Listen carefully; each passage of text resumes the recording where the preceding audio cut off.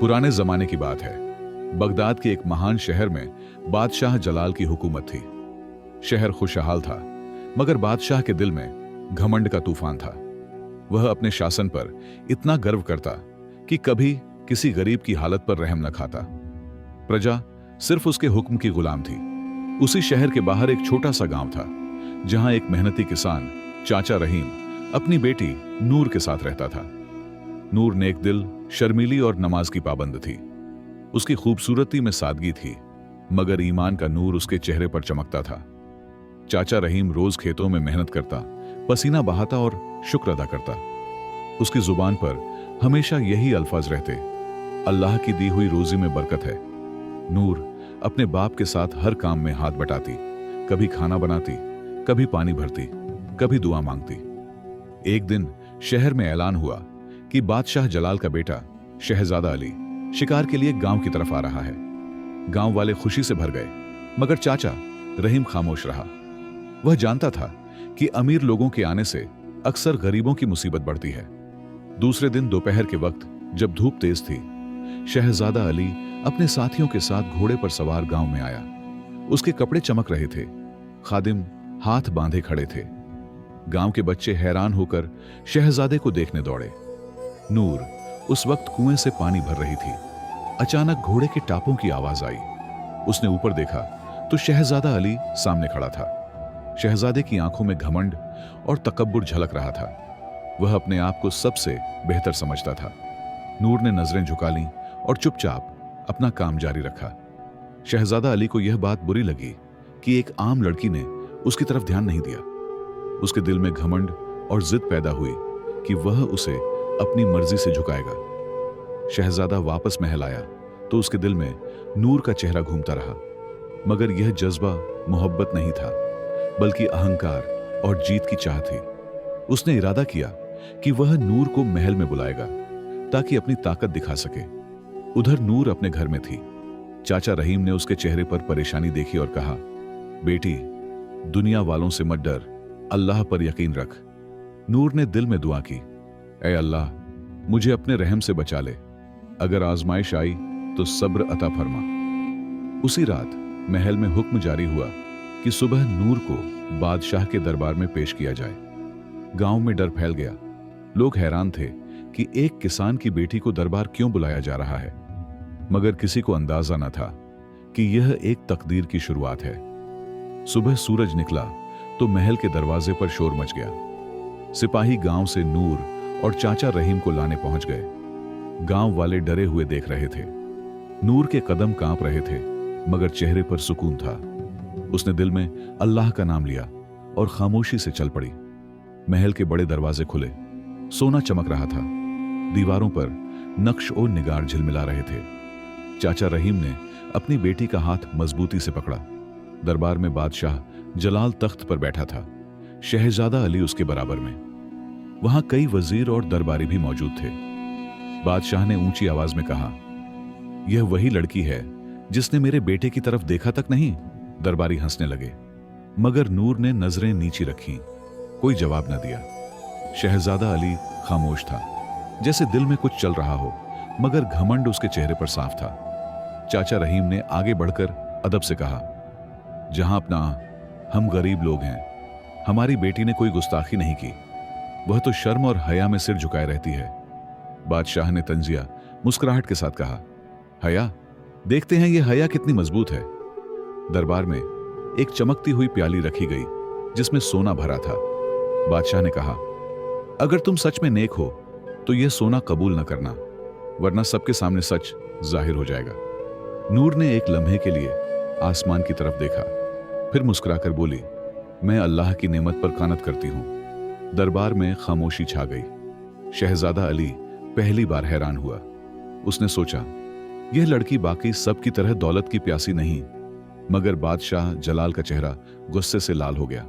उसने कहा, घमंड करती है ये गरीब, ले जाओ इसे कैद खाने में। चाचा रहीम के आंसू बह निकले, मगर नूर ने तसल्ली दी, अब्बा, अल्लाह सब देखता है, जो सब्र करता है वही जीतता है। सिपाही उसे ले गए। नूर को कैद खाने में डाल दिया गया, जहां अंधेरा और खामोशी थी, मगर वह वहीं नमाज पढ़ती, कुरान की आयतें दोहराती। रात गुजरी तो शहजादा अली को नींद न आई। दिल में एक आवाज गूंज रही थी, क्या वाकई मैंने एक बेकसूर को सजा दिलवाई? मगर फिर घमंड ने उसके दिल को दबा दिया। वह उठा और कैद खाने की तरफ चल पड़ा ताकि नूर को देख सके। जब उसने नूर को कैद में देखा तो हैरान रह गया। वह सुकून से सजदे में थी, आंखों से आंसू बह रहे थे, मगर चेहरे पर रोशनी थी। शहजादा अली का दिल पिघलने लगा। उसने सोचा, यह लड़की कमजोर नहीं, यह ईमान वाली है। वह चुपचाप वापस महल आ गया, मगर दिल में तूफान मच गया। घमंड और सच्चाई की जंग शुरू हो चुकी थी। किस्मत ने अपने रंग बदलने शुरू कर दिए थे। अगला दिन एक नया फैसला लाने वाला था, जो न सिर्फ नूर की बल्कि शहजादे की तकदीर भी बदल देगा। अगली सुबह महल में अजीब खामोशी थी। शहजादा अली के दिल में पछतावे की आग जल रही थी। उसने पहली बार सोचा कि अगर किसी के पास दौलत नहीं तो क्या वह इज्जत के काबिल नहीं। वह लगातार नूर के अल्फाज याद कर रहा था, मैं अल्लाह की नेमत पर कानात करती हूं। दिन गुजरता गया, मगर शहजादे के दिल में बेचैनी बढ़ती गई। उसने कैद खाने जाने का फैसला किया। सिपाहियों ने दरवाजा खोला तो अंदर नूर मशगूल इबादत थी। कैद के बावजूद वह इतनी पर सुकून लग रही थी जैसे महल में रह रही हो। शहजादे ने हैरानी से देखा। उसके दिल में नरमी उतरती गई। नूर ने आंखें खोलीं तो चेहरे पर मुस्कुराहट थी। उसने बस इतना कहा, अल्लाह दिलों के हाल जानता है। अगर आप चाहें तो अपने रब से माफी मांग लीजिए, वह बहुत गफूर रहीम है। ये अल्फाज तीर की तरह शहजादे के दिल में उतर गए। उसने पहली बार सिर झुका लिया। उसका घमंड टूटने लगा, मगर उसे डर था कि अगर बादशाह को उसकी नरमी का पता चला तो वह नाराज हो जाएगा। इसलिए वह खामोशी से वापस चला गया। उस रात शहजादा सो न सका। उसने अपने रब से तौबा की, ऐ अल्लाह, मैंने जुल्म देखा और खामोश रहा। अब मुझे हिम्मत दे कि मैं हक़ का साथ दे सकूं। सुबह उसने फैसला किया कि वह नूर को कैद से आजाद करेगा, चाहे बादशाह नाराज ही क्यों ना हो। महल के दरबार में सब जमा थे। बादशाह जलाल तख्त पर बैठा घमंड से मुस्कुरा रहा था। शहजादा आगे बढ़ा और बोला, अब्बा हुजूर, वह लड़की बेगुनाह है, उसे कैद में रखना जुल्म है। दरबारी हैरान रह गए। बादशाह का चेहरा गुस्से से लाल हो गया। बादशाह ने जोर से कहा, तुम एक किसान की बेटी के लिए मेरे फैसले पर सवाल उठा रहे हो? शहजादे ने हौसले से कहा, जी, क्योंकि अदल हर इंसान का हक है, चाहे वह गरीब हो या अमीर। दरबार में सन्नाटा छा गया। सबने पहली बार शहजादे को हक की बात करते देखा। बादशाह जलाल ने तलवार उठाई और गुस्से में कहा, मेरे हुक्म के खिलाफ बोलने की सजा मौत है। मगर नूर के कैद खाने से एक मुहाफिज दौड़ता हुआ आया और बोला, जहां अपना, वह लड़की कैद में नहीं है।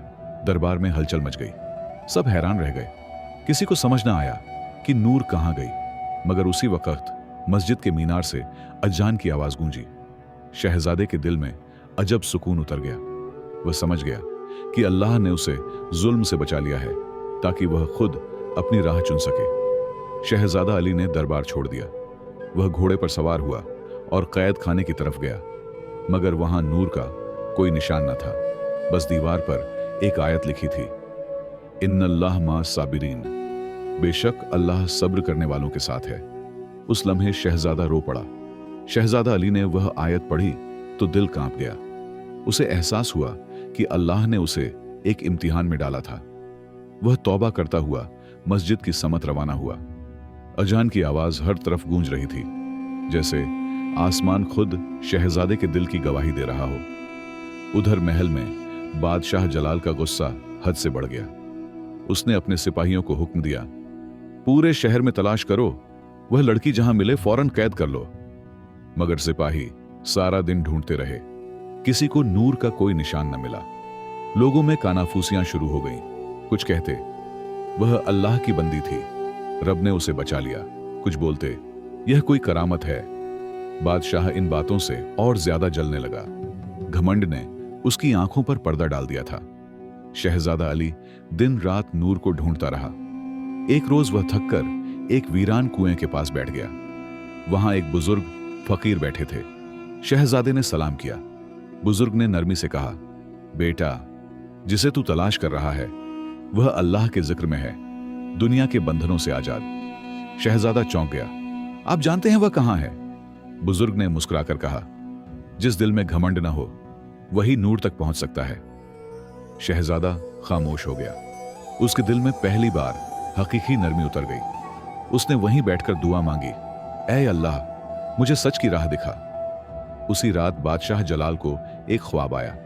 उसने देखा कि उसका तख्त टूट रहा है, ताज जमीन पर गिर गया है और एक रोशनी आसमान की तरफ उठ रही है। वह घबराकर उठ बैठा। अगले दिन उसे खबर मिली कि शहर में लोग उसके खिलाफ बोलने लगे हैं। लोगों ने कहा, हम ऐसे जालिम बादशाह को नहीं चाहते जो बेकसूरों पर जुल्म करे। बादशाह का घमंड टूटने लगा। उसने अपने वजीरों से कहा, मेरा बेटा कहां है? मगर शहजादा अली कई दिनों से महल वापस नहीं आया था। बादशाह की आंखों में डर उतर आया। शहजादा आखिरकार एक नदी के किनारे पहुंचा। वहां दरख्तों के नीचे एक छोटी झोंपड़ी थी।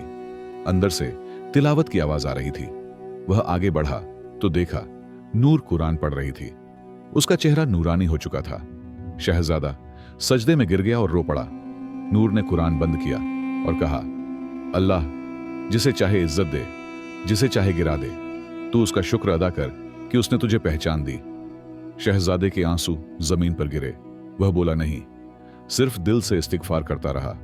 नूर ने कहा, जाओ अपने बाप से कहो कि बादशाहत जुल्म से नहीं चलती, अदल से चलती है। अगर वह तौबा करे तो अल्लाह उसे इज्जत वापस दे देगा। शहजादा सिर झुकाए वापस रवाना हुआ। उसके दिल का घमंड खत्म हो चुका था। अब वह एक नया इंसान बन चुका था। शहजादा अली महल वापस आया तो दरबार खाली और सुनसान था। वजीर खौफजदा थे, सिपाही उदास खड़े थे। बादशाह जलाल के चेहरे पर थकान और परेशानी के आसार थे, जैसे रातों की नींद गायब हो चुकी हो। उसने अपने बेटे को देखा और कहा, कहां था तू?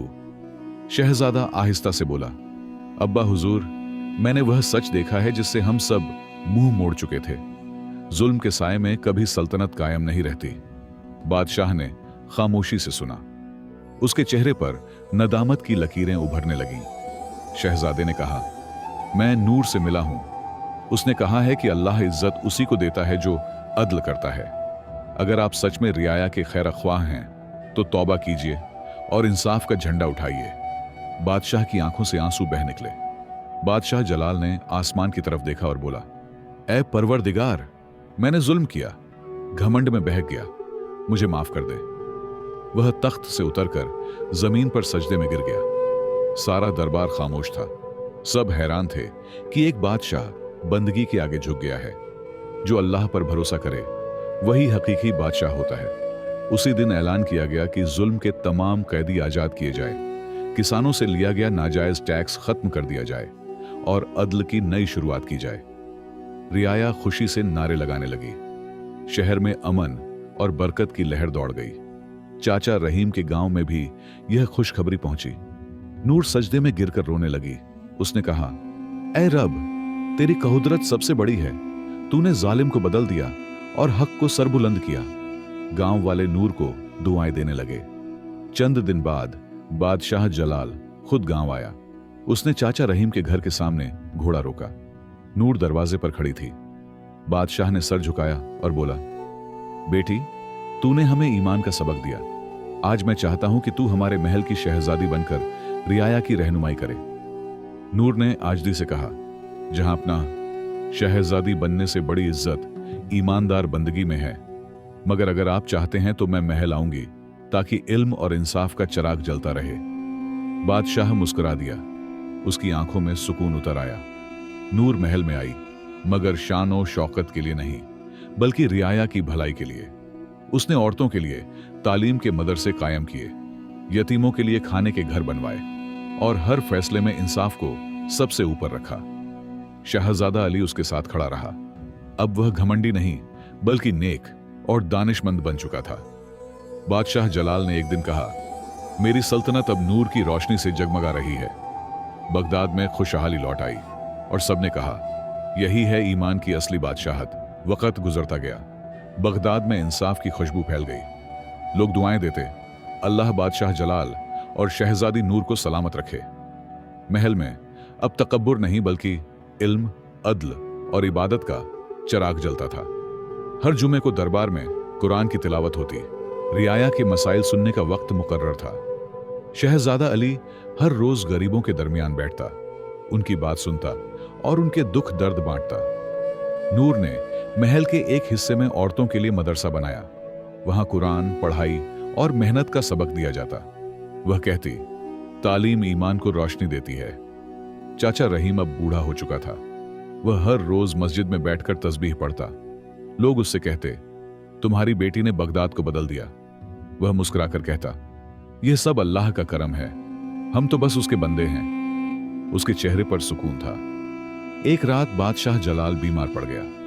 दरबार में खामोशी छा गई। नूर और शहजादा अली उसके करीब बैठे थे। बादशाह ने आहिस्ता कहा, मैं अब सुकून से जाना चाहता हूं, क्योंकि मैंने अल्लाह से सुलह कर ली है। उसकी आंखों से आंसू बहे, लबों पर दुआ थी। बादशाह के इंतकाल के बाद शहजादा अली को तख्त पर बिठाया गया, मगर उसने ऐलान किया, यह सल्तनत मेरी नहीं, अल्लाह की अमानत है। मैं वही राह अपनाऊंगा जो शहजादी नूर ने दिखाई। रियाया ने नारा लगाया, अदल जिंदाबाद, ईमान जिंदाबाद।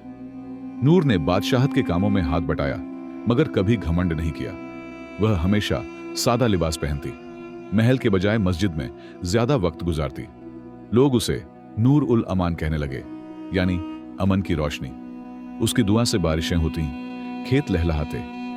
एक दिन शाम के वक्त वह महल के बाग में बैठी आसमान की तरफ देख रही थी।